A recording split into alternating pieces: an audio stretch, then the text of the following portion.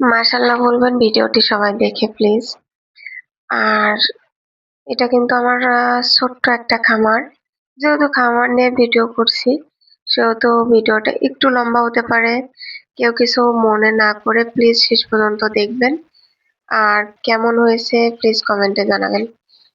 তো যাই হোক, এগুলো আমার কোয়েল পাখি, 40টা কোয়েল পাখি আছে। কয়েকদিন আগে নিয়েছি। 40 পিসের মধ্যে অলরেডি 5 থেকে 6 পিস মারা গেছে।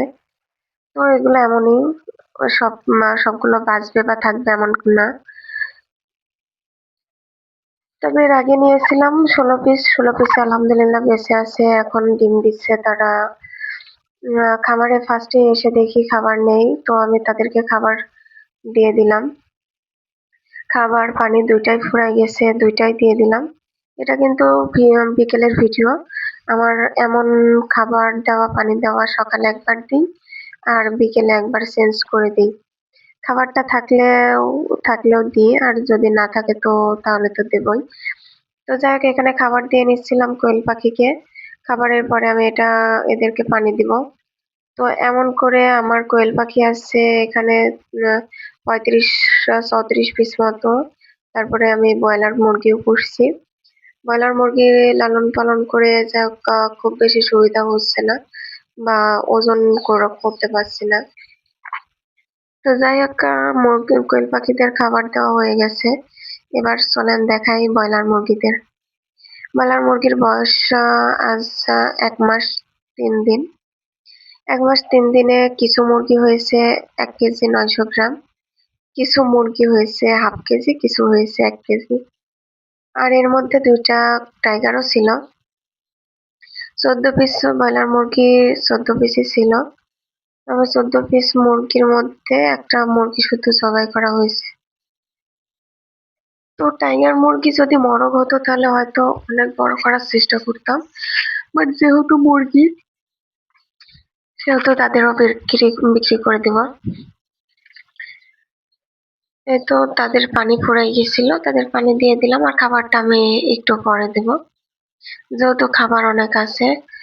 আর খাবারটা একটু পরে দেব। তো এটা আমাদের ব্রয়লার মুরগি। তারপরে এই যে একটা ছাগল। ছাগল আমার বাড়িতে সবসময় 2টা 3টা থাকেই। তো দীর্ঘ 2 বছর পালন করি নাই, মুরগি টুরগি কিছুই পালন করি নাই, গরু আর ছাগলই ছিল। তো যেহেতু এগুলো লালন পালন করতে ভালোই লাগে, লাভ হয় না কিন্তু সবসময় লস হয়। এভাবে হয়তো পালন করলে লসই হবে, অনেক পরিমাণে লস হয়, তারপরেও ভালো লাগে। তার জন্যই আর কি এগুলো লালন পালন করা। তো এই তো গরুকেও ছুট দেব, যেহেতু তাদের খাবার প্রায় শেষের দিকে। তো সবাই মাশাআল্লাহ বলবেন, গরু দুটো আলহামদুলিল্লাহ অনেক ভালো হয়েছে, অনেক সুন্দর লাগছিল। এরপরে চলেন দেখাই কোয়েল পাখি, যাদের ডিম আমি আর কি এখন আমার বাবুদেরকে খাওয়াই। এগুলো বড় কোয়েল পাখি, 16 পিস নিয়ে আসছিলাম, 16 পিসই আছে আলহামদুলিল্লাহ। এর মধ্যে নরও আছে কয়েকটা। আর 12টা, সর্বশেষ 12টা পর্যন্ত ডিম পেয়েছি আমি, তার বেশি পাইনি। এখন কয়টা নর আছে দেখতে হবে, এখনো দেখা হয়নি। ডিম দেখার চেষ্টা করছিলাম, এর মধ্যে দেখছি তাদের খাবার প্রায় শেষের দিকে, অনেকটাই শেষ হয়ে গেছে, অল্প আছে, যার জন্য আর কি তাদের খাবারটা দিয়ে দিচ্ছিলাম।